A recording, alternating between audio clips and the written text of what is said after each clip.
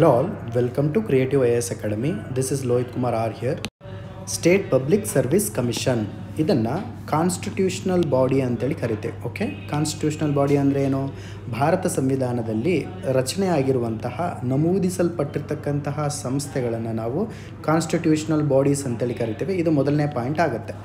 ನಂತರದಲ್ಲಿ ಇಲ್ಲೊಂದು ಆರ್ಟಿಕಲ್ಸ್ ಬರ್ತಾವೆ ನೋಡಿ, ಒಂದು ಬಾರಿ ಗ್ಲಾನ್ಸ್ ಮಾಡ್ಕೊಳ್ಳಿ. 315ನೇ ಆರ್ಟಿಕಲ್ನಿಂದ ಹಿಡಿದು 323ನೇ ಆರ್ಟಿಕಲ್ನ ಹೊರಗೆ ಈ ವಿಧಿಗಳಲ್ಲಿರ್ತಕ್ಕಂತಹ ಅಂಶಗಳೇನು ಎಕ್ಸ್ಪ್ರೆಸ್ ಮಾಡ್ತವೆ, ಈ ವಿಧಿಗಳು ಯಾವುದಕ್ಕೆ ಹೆಚ್ಚು ಮಹತ್ವವನ್ನು ಕೊಡ್ತವೆ ಅಂತ ನೋಡ್ಕೊಂಡಾಗ ಸ್ಟೇಟ್ ಪಬ್ಲಿಕ್ ಸರ್ವಿಸ್ ಕಮಿಷನ್ಗೆ ಹೆಚ್ಚು ಮಹತ್ವವನ್ನು ಕೊಡ್ತವೆ.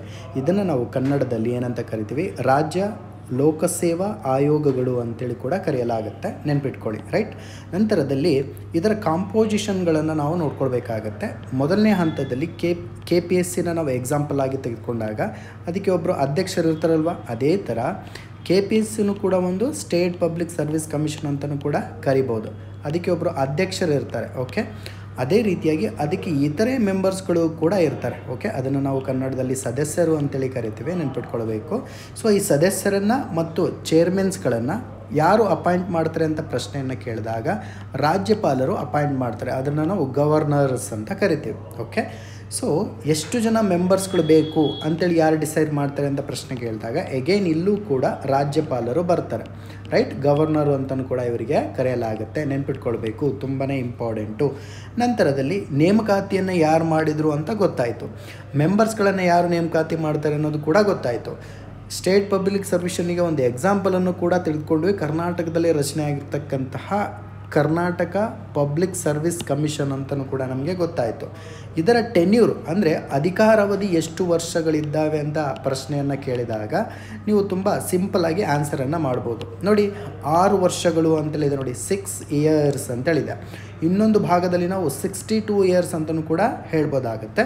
6 ಇಯರ್ಸ್ ಒಂದು ಕಡೆ ಆದರೆ 62 ಇಯರ್ಸ್ ಒಂದು ಕಡೆ ಆಗುತ್ತೆ. ಅಂದರೆ 62 ವರ್ಷವೂ ಫೈನಲ್ ಆಗ್ತಾ ಹೋಗುತ್ತೆ, 6 ವರ್ಷವೂ ಕೂಡ ಫೈನಲ್ ಆಗ್ತಾ ಹೋಗುತ್ತೆ. ಆ ವ್ಯಕ್ತಿಗೆ 62 ವರ್ಷ ಆಗಿದ ತಕ್ಷಣ ಅವನ ಅಧಿಕಾರ ಮುಗಿಯುತ್ತೆ. ಬಟ್ 6 ವರ್ಷಗಳ ಕಾಲನೂ ಕೂಡ ಅವನು ಅಧಿಕಾರಾವಧಿಯಲ್ಲಿ ಮುಂದುವರಿಸ್ಕೊಳ್ತಾ ಹೋಗ್ಬೋದು. ವಿಚ್ ಎವರ್ ಈಸ್ ಅರ್ಲಿಯರ್ ಅಂತಲೂ ಕೂಡ ಹೇಳಲಾಗುತ್ತೆ. ಇಲ್ಲೊಂದು ಚಿಕ್ಕದಾಗಿರ್ತಕ್ಕಂಥ ಅನೌನ್ಸ್ಮೆಂಟ್ ಇದೆ. ಯಾರೆಲ್ಲ KS ಮೇನ್ಸ್ಗೆ ತಯಾರಿಯನ್ನು ನಡೆಸ್ತಾ ಇದ್ರು, ನಿಮಗೆ ಹೆಲ್ಪ್ಫುಲ್ ಆಗಬೇಕು ಅನ್ನೋ ಉದ್ದೇಶದಿಂದ ಮೇನ್ಸ್ ಪೇಪರ್ಗಳನ್ನು ಸಾಲ್ವ್ ಮಾಡಿರ್ತಕ್ಕಂಥ ಒಂದು ಬುಕ್ಲೆಟನ್ನು ಕ್ರಿಯೇಟಿವ್ IAS ವತಿಯಿಂದ ನಿಮಗೆ ನೀಡಲಾಗ್ತಾ ಇದೆ. ಸೊ ಈ ಪುಸ್ತಕದ ಬಗ್ಗೆ ಹೆಚ್ಚಿನ ಮಾಹಿತಿ ಬೇಕಾದಂತಹ ಸಂದರ್ಭದಲ್ಲಿ ಕೆಳಗೆ ಕಾಣ್ತಾ ಇರ್ತಕ್ಕಂಥ ನಂಬರಿಗೆ ಕಾಲ್ ಮಾಡಿ ಮಾಹಿತಿಯನ್ನು ಪಡ್ಕೊಳ್ಳಿ. ಇಲ್ಲಿ GS1, GS2, GS3, GS4 ಎಲ್ಲ ಪ್ರಶ್ನೆ ಪತ್ರಿಕೆಗಳನ್ನು ಇನ್ಡೆಪ್ತ್ ಅನಾಲಿಸಿಸನ್ನು ಮಾಡಲಾಗಿದೆ. ಈ ಪುಸ್ತಕ ಇಂಗ್ಲೀಷ್ ಭಾಷೆಯ ಜೊತೆಗೆ ಕನ್ನಡದಲ್ಲೂ ಕೂಡ ಲಭ್ಯವಿದೆ. ಬೇಕಾದಂತಹ ಸಂದರ್ಭದಲ್ಲಿ ತಾವು ಪಡೆದುಕೊಳ್ಳಬಹುದು. ಮುಂದುವರೆದಂತೆ ಪದಚ್ಯುತಿ ಬಗ್ಗೆ ಮಾತಾಡ್ಕೊಳ್ತಾ ಹೋಗೋಣ, ರೈಟ್? ಪದಚ್ಯುತಿ ಅಂತೇಳಿ ಕರಿತೇವೆ, ರಿಮೂವಲ್ ಅಂತ ಕರಿತೀವಿ ಇಂಗ್ಲೀಷಲ್ಲಿ. ಇದನ್ನು ತೆಗೆದುಹಾಕೋರು ಯಾರು ಅಂತ ನೋಡಿದಾಗ ರಾಷ್ಟ್ರಾಧ್ಯಕ್ಷರು ಅಂತ ಕರಿತೀವಿ ನೋಡಿ, ರೈಟ್? ರಾಷ್ಟ್ರಾಧ್ಯಕ್ಷರು KPSC ಮೆಂಬರ್ಸ್ಗಳಾಗಿರಲಿ, ಅವರ ಚೇರ್ಮನ್ಸ್ಗಳಾಗಿರಲಿ, ಅವರನ್ನು ತೆಗೆದುಹಾಕ್ತಕ್ಕಂಥ ಎಕ್ಸ್ಕ್ಲೂಸಿವ್ ಆಗಿರ್ತಕ್ಕಂಥ ಪವರನ್ನು ರಾಷ್ಟ್ರಾಧ್ಯಕ್ಷರು ಹೊಂದಿದ್ದಾರೆ. ನೆನ್ಪಿಟ್ಕೊಳ್ಬೇಕು, ಇದೊಂದು ಕಾನ್ಸ್ಟಿಟ್ಯೂಷನಲ್ ಬಾಡಿ, ಸಾಂವಿಧಾನಿಕ ಸಂಸ್ಥೆ ಅಂತ ಕರಿತೇವೆ. ಸೊ ಯಾವ ರೀತಿಯಾಗಿ ತೆಗೆದುಹಾಕಲಾಗುತ್ತೆ? ಭಾರತ ಸಂವಿಧಾನದಲ್ಲಿ ಮೆನ್ಷನ್ ಮಾಡಿರೋ ರೀತಿಯೇ KPSC ಸದಸ್ಯರಾಗಿರಲಿ ಅಥವಾ ಅಧ್ಯಕ್ಷರನ್ನಾಗಿರಲಿ ತೆಗೆದುಹಾಕಬೇಕು, as mentioned in the constitution of India. ನಂತರದಲ್ಲಿ ಮಿಸ್ಬಿಹೇವಿಯರ್ ಅಂತಕ್ಕಂಥ ಒಂದು ವರ್ಡ್ ಇದೆ ನೋಡಿ, ಇದನ್ನು ನೀವು ಅಂಡರ್ಲೈನ್ ಮಾಡ್ಕೊಳ್ಳಿ, ತುಂಬಾ ಇಂಪಾರ್ಟೆಂಟು. ಅನುಚಿತ ವರ್ತನೆ ಅಂತ ಕರಿತೀವಿ ಇದಕ್ಕೆ ಕನ್ನಡದಲ್ಲಿ. ಅನುಚಿತವಾಗಿರ್ತಕ್ಕಂಥ ವರ್ತನೆಯನ್ನು ಮಾಡಿದಂತಹ ಸಂದರ್ಭದಲ್ಲಿ ತೆಗೆದುಹಾಕಲಾಗುತ್ತೆ. ಸೊ ಪ್ರೆಸಿಡೆಂಟ್ಗಳು ಏನು ಮಾಡ್ತಾರೆ ಅಂದರೆ ಸುಪ್ರೀಂ ಕೋರ್ಟಿಗೆ ಕೆಲವೊಂದು ರೆಕಮೆಂಡೇಷನನ್ನು ಅಥವಾ ಇಂಟಿಮೇಷನನ್ನು ಕೊಡ್ತಾರೆ. ಯಾವುದರ ಒಂದು ಆಧಾರದ ಅಡಿಯಲ್ಲಿ? ಮಿಸ್ಬಿಹೇವಿಯರ್ ಅಥವಾ ಅನುಚಿತ ವರ್ತನೆಯ ಆಧಾರದಲ್ಲಿ ಸುಪ್ರೀಂ ಕೋರ್ಟಿಗೆ ಇಂಟಿಮೇಷನನ್ನು ಕೊಡ್ತಾರೆ. ಆ ಒಂದು ವಿಷಯವನ್ನು ಸುಪ್ರೀಂ ಕೋರ್ಟಿಗೆ ಬಿಟ್ಟುಬಿಡ್ತಾರೆ. ಆಗ ಸುಪ್ರೀಂ ಕೋರ್ಟ್ ಏನು ಮಾಡುತ್ತೆ? ಅನುಚಿತ ವರ್ತನೆ ಅನ್ನೋದನ್ನು ಡಿಫೈನ್ ಮಾಡುತ್ತೆ. ನೆನ್ಪಿಟ್ಕೊಳ್ಬೇಕು ಇದನ್ನು. ನಂತರದಲ್ಲಿ ಸುಪ್ರೀಂ ಕೋರ್ಟ್ ಏನು ಮಾಡುತ್ತೆ? ರಿಮೂವಲನ್ನು ಮತ್ತು ಪ್ರೆಸಿಡೆಂಟ್ಗಳಿಗೆ ಕೆಲವೊಂದು ಅಡ್ವೈಸಸನ್ನು ಏನಾದರೂ ಕೊಡಬೇಕಾ, ಅಡ್ವೈಸಸ್ ಇನ್ ದ ಸೆನ್ಸ್ ಸಲಹೆಯನ್ನು ಏನಾದರೂ ಕೊಡಬೇಕಾ ಅಂತಕ್ಕಂಥದ್ದನ್ನು ಸುಪ್ರೀಂ ಕೋರ್ಟ್ ಡಿಸೈಡ್ ಮಾಡುತ್ತೆ. ನಂತರದಲ್ಲಿ ಪದಚ್ಯುತಿಗೆ ಸಂಬಂಧಪಟ್ಟಿರ್ತಕ್ಕಂತಹ ನಿರ್ದೇಶನವನ್ನು, ಆರ್ಡರ್ನು ಕೂಡ ರೆಡಿ ಮಾಡ್ಕೊಳ್ಳುತ್ತೆ. So that president can remove from the office. ಅರ್ಥ ಆಗ್ತಿದೆ ನಿಮಗೆ? ಮೆಂಬರ್ಗಳಾಗಿರ್ಬೋದು, ಜೊತೆಗೆ ಚೇರ್ಮನ್ಗಳಾಗಿರ್ಬೋದು, ಇಬ್ಬರನ್ನೂ ಕೂಡ ತೆಗೆದುಹಾಕ್ತಕ್ಕಂಥ ಅಧಿಕಾರವನ್ನು ಪ್ರೆಸಿಡೆಂಟ್ ಅವರಿಗೆ ನೀಡಲಾಗಿರುತ್ತೆ. ಬೇಸಿಕ್ ಆಗಿರ್ತಕ್ಕಂಥ ಮಾಹಿತಿ.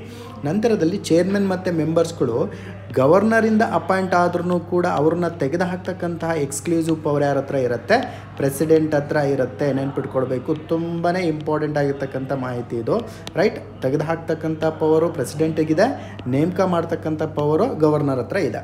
ರೆಸಿಗ್ನೇಷನ್ ಯಾರಿಗೆ ಕೊಡಬೇಕು ನೋಡಿ, ಇದು ನಮಗೆ ಇಂಪಾರ್ಟೆಂಟ್ ಆಗ್ತಾ ಹೋಗುತ್ತೆ, ರೈಟ್. ರಾಜೀನಾಮೆ ಅಂತೇಳಿ ಕರಿತೀವಿ ಇದಕ್ಕೆ ಕನ್ನಡದಲ್ಲಿ, ರೈಟ್. ರಾಜೀನಾಮೆಯನ್ನು ಯಾರಿಗೆ ಕೊಡಬೇಕು? ರಿಟರ್ನ್ ಫಾರ್ಮಲ್ಲಿ ಗವರ್ನರಿಗೆ ಅವರು ಕೊಡ್ಬೋದಾಗತ್ತೆ ನೋಡಿ. ಈ ಹಿಂದೆ ಚೀಫ್ ಮಿನಿಸ್ಟರ್ ಆಗಿರ್ತಕ್ಕಂತಹ ಅತೀಶಿ ಅವರು, ಅಂದರೆ ಈ ಹಿಂದೆ ಚೀಫ್ ಮಿನಿಸ್ಟರ್ ಆಗಿರ್ತಕ್ಕಂತಹ ಅರವಿಂದ್ ಕೇಜ್ರಿವಾಲ್ ಅವರು ತನ್ನ ರೆಸಿಗ್ನೇಷನನ್ನು ಯಾರಿಗೆ ಕೊಟ್ಟಿದ್ರು? ಲೆಫ್ಟಿನೆಂಟ್ ಗವರ್ನರ್ಗೆ ಕೊಟ್ಟಿದ್ರು. ಅದೇ ರೀತಿಯಾಗಿ ನಾವು ಮಾತಾಡ್ತಾ ಇರೋದು ಯಾವುದ್ರ ಬಗ್ಗೆ? ಸ್ಟೇಟ್ ಪಬ್ಲಿಕ್ ಸರ್ವಿಸ್ ಕಮಿಷನ್ ಬಗ್ಗೆ ಅಲ್ವಾ. ಸೊ ಇದರಲ್ಲಿರ್ತಕ್ಕಂಥ ಚೇರ್ಮನ್ ಮತ್ತು ಮೆಂಬರ್ಸ್ಗಳು ಯಾರಿಗೆ ಕೊಡ್ತಾರೆ? ರಾಜೀನಾಮೆ ಪತ್ರವನ್ನು ಗವರ್ನರ್ಗೆ ಕೊಡ್ತಾರೆ ಅಥವಾ ರಾಜ್ಯಪಾಲರಿಗೆ ಕೊಡ್ತಾರೆ. ಬೇಸಿಕ್ ಆಗಿರ್ತಕ್ಕಂಥ ಮಾಹಿತಿ ನೆನ್ಪಿಟ್ಕೊಳ್ಳಿ. ಇಲ್ಲೊಂದು ಅತ್ಯಂತ ಪ್ರಮುಖವಾಗಿರ್ತಕ್ಕಂಥ ಮಾಹಿತಿನ ಹೇಳ್ತೀನಿ, ನೆನ್ಪಿಟ್ಕೊಳ್ಳಿ ನೋಡಿ. ಚೇರ್ಮನ್ ಆಗಿ ಒಂದ್ಸಲ ಅಪಾಯಿಂಟ್ ಆದಮೇಲೆ ಆತ ಮರು ಆಯ್ಕೆಗೂ ಕೂಡ ಅಥವಾ ಮರು ನೇಮಕಾತಿಗೂ ಕೂಡ ಅರ್ಹನಾಗಿರ್ತಾನೆ.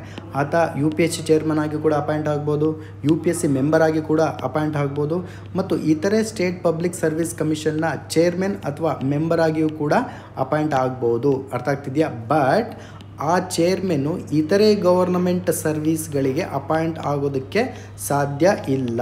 ಇದನ್ನು ನಾವು ನೆನ್ಪಿಟ್ಕೊಳ್ಬೇಕು, ತುಂಬಾ ಇಂಪಾರ್ಟೆಂಟು. ಆತ ಇತರೆ SPSC ಆಗಿರ್ಬೋದು, UPSC ಚೇರ್ಮನ್ ಅಂತ ಮೆಂಬರ್ಗಳಾಗ್ಬೋದು, ಬಟ್ ಇತರೆ ಗೌರ್ಮೆಂಟ್ ಜಾಬ್ಗಳಿಗೆ ಅಪಾಯಿಂಟ್ ಆಗೋಂಗಿಲ್ಲ, ರೈಟ್. ನೋಡಿ, ಇದೇ ರೀತಿಯಾಗಿರ್ತಕ್ಕಂಥ ಅಂಶ ನಮಗೆ SPSCಯಲ್ಲಿ ಅಪಾಯಿಂಟ್ ಆಗಿದ್ರಲ್ಲ ಮೆಂಬರ್ಸ್ಗಳು, ಇದೇ ರೀತಿಯಾಗಿರ್ತಕ್ಕಂಥದ್ದು ಫಾಲೋ ಆಗ್ತಾ ಹೋಗುತ್ತೆ. ಮೆಂಬರ್ಗಳು UPSC ಚೇರ್ಮನ್ ಆಗ್ಬೋದು, UPSC ಮೆಂಬರ್ಸ್ಗಳು ಆಗ್ಬೋದು, ಅಥವಾ ಇತರೆ ಸ್ಟೇಟ್ ಗವರ್ನಮೆಂಟಲ್ಲಿ ಇರ್ತಕ್ಕಂತಹ ಸರ್ವಿಸ್ನ ಚೇರ್ಮನ್ ಕೂಡ ಆಗ್ಬೋದು ಅಥವಾ ಮೆಂಬರ್ಸ್ಗಳು ಕೂಡ ಆಗ್ಬೋದು. ಈ ರೀತಿಯಾಗಿರ್ತಕ್ಕಂಥ ಅಧಿಕಾರ ಇದೆ. ಬಟ್ ಇತರೆ ಗವರ್ನಮೆಂಟ್ ಸರ್ವಿಸ್ಗಳಲ್ಲಿ ನೇಮಕಾತಿಯನ್ನು ಹೊಂದುವ ಆಗಿಲ್ಲ. ಇದು ಕೂಡ ಮೆಂಬರ್ಸ್ಗಳಿಗೂ ಕೂಡ ಅಪ್ಲೈ ಆಗ್ತಾ ಹೋಗುತ್ತೆ. ಈ ರೀತಿಯಾಗಿ ತಾವು ಅನಾಲಿಸಿಸನ್ನು ಮಾಡಬೇಕು. ಮುಂದುವರೆದಂತೆ ಇದರ ಪವರ್ಸ್ಗಳು ಏನಿದ್ದಾವೆ ಅಂತ ನೋಡ್ಕೊಂಡಾಗ ನೋಡಿ, UPSC ಅಂತಕ್ಕಂಥದ್ದು ದೇಶದಲ್ಲಿರ್ತಕ್ಕಂಥ ಆಲ್ ಇಂಡಿಯಾ ಸರ್ವೀಸಸ್ಗಳನ್ನು ಅಧಿಕಾರಿಗಳನ್ನು ನೇಮಕ ಮಾಡುತ್ತೆ. ಅದೇ ರೀತಿಯಾಗಿ ಸ್ಟೇಟ್ ಗವರ್ನಮೆಂಟಲ್ಲಿ SPSCಗಳು ಅಂದರೆ ಸ್ಟೇಟ್ ಪಬ್ಲಿಕ್ ಸರ್ವಿಸ್ ಕಮಿಷನ್ಸ್ಗಳಲ್ಲಿ ಸ್ಟೇಟ್ ಗವರ್ನಮೆಂಟನ್ನು ಆಳ್ವಿಕೆ ಮಾಡುವಂತಹ ಸಂದರ್ಭದಲ್ಲಿ ಅಥವಾ ಆಡಳಿತ ಮಾಡುವಂತಹ ಸಂದರ್ಭದಲ್ಲಿ ಅದಕ್ಕೆ ಬೇಕಾಗಿರ್ತಕ್ಕಂತಹ ಗ್ರೂಪ್ A ಆಫೀಸರ್ಸ್ಗಳಾಗಿರ್ಬೋದು ಅಥವಾ ಗ್ರೂಪ್ B ಆಫೀಸರ್ಸ್ಗಳನ್ನಾಗಿರ್ಬೋದು ಅಪಾಯಿಂಟ್ ಮಾಡ್ಬೋದು. ಯಾವುದರ ಮುಖಾಂತರವಾಗಿ? ಎಕ್ಸಾಮಿನೇಷನ್ನ ಮುಖಾಂತರವಾಗಿ. ಸೊ ಅರ್ಥ ಆಗ್ತಿದೆಯಾ ಪಾಯಿಂಟ್ ನಿಮಗೆ? ಸೊ ಈ ರೀತಿಯಾಗಿರ್ತಕ್ಕಂಥ ಪವರನ್ನು KPSC ಆಗಿರ್ಬೋದು ಅಥವಾ ಇತರೆ ಸ್ಟೇಟ್ ಪಬ್ಲಿಕ್ ಸರ್ವಿಸ್ ಕಮಿಷನ್ಸ್ಗಳಾಗಿರ್ಬೋದು ಹೊಂದಿರುತ್ತೆ. ನೋಡಿ, ಪವರ್ಸ್ ಅಂದ ತಕ್ಷಣ KPSC ತನ್ನ ಎಕ್ಸಾಮ್ನ ಮುಖಾಂತರವಾಗಿ ಗ್ರೂಪ್ A ಮತ್ತು ಗ್ರೂಪ್ B ಪೋಸ್ಟ್ಗಳು, ಫಾರ್ ಎಕ್ಸಾಂಪಲ್ ಏನಂತ ಕರಿತೀವಿ ನಾವು, KS ಎಕ್ಸಾಮ್ಸ್ಗಳಾಗಿರ್ಬೋದು ಅಥವಾ DYSP ಎಕ್ಸಾಮ್ಸ್ಗಳಾಗಿರ್ಬೋದು, ಗ್ರೂಪ್ A ಎಕ್ಸಾಮ್ಸ್ಗಳಾಗಿರ್ಬೋದು, ಗ್ರೂಪ್ B ಎಕ್ಸಾಮ್ಸ್ಗಳಾಗಿರ್ಬೋದು, ಎಲ್ಲ ರೀತಿಯಾಗಿರ್ತಕ್ಕಂಥ ಎಕ್ಸಾಮ್ಸ್ಗಳನ್ನು ಕಂಡಕ್ಟ್ ಮಾಡುತ್ತೆ. This is the power of KPSC ಅಥವಾ ಸ್ಟೇಟ್ ಪಬ್ಲಿಕ್ ಸರ್ವಿಸ್ ಕಮಿಷನ್ ಅಂತ ಕರಿತೀವಿ. ಇದುವರೆಗೂ ಯಾರು ನಮ್ಮ ಟೆಲಿಗ್ರಾಮ್ ಚಾನಲನ್ನು ಜಾಯ್ನ್ ಆಗಿಲ್ವೋ ದಯವಿಟ್ಟು ಟೆಲಿಗ್ರಾಮ್ ಚಾನಲನ್ನು ಜಾಯ್ನ್ ಆಗಿ ಹೆಚ್ಚಿನ ಮಾಹಿತಿ ಬೇಕಾದಂತಹ ಸಂದರ್ಭದಲ್ಲಿ ಕ್ರಿಯೇಟಿವ್ IAS ಅಕಾಡೆಮಿ ಅಂತ ಒಂದು ಆ್ಯಪ್ ಇದೆ. ಆ್ಯಪನ್ನು ಡೌನ್ಲೋಡ್ ಮಾಡಿಕೊಂಡು ಹೆಚ್ಚಿನ ಮಾಹಿತಿಯನ್ನು ಪಡ್ಕೊಳ್ಳಿ. ಇದುವರೆಗೂ ಯಾರು ನಮ್ಮ ಯೂಟ್ಯೂಬ್ ಚಾನಲನ್ನು ಸಬ್ಸ್ಕ್ರೈಬ್ ಆಗಿಲ್ವೋ ದಯವಿಟ್ಟು ಸಬ್ಸ್ಕ್ರೈಬ್ ಆಗಿ. Thank you all.